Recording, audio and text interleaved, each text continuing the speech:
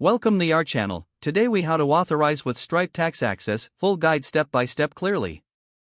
To start the process of authorizing with Stripe Tax Access, visit the Stripe website. Log into your Stripe account using your credentials. Once logged in, navigate to the dashboard.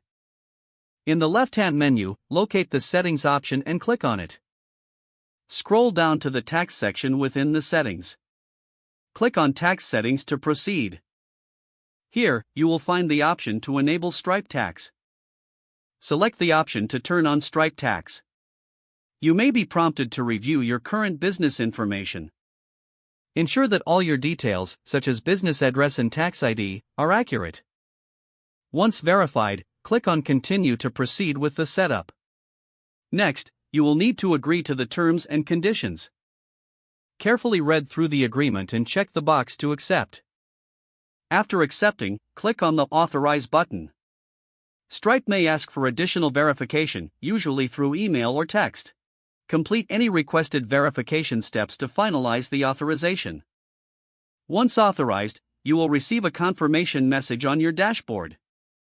Navigate back to the tax settings page to configure your tax rates. You may need to set default tax rates based on the regions you operate in. Make sure to save all changes made to your settings. You are now fully authorized with Stripe Tax Access. Feel free to explore additional features available under the Stripe Tax section.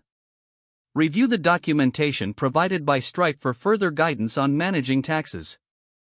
Your setup is now complete and ready for use. If the page does not load, refresh the browser or try again in a private or incognito window. Make sure you are using the correct email address, then retype it carefully to avoid small typos.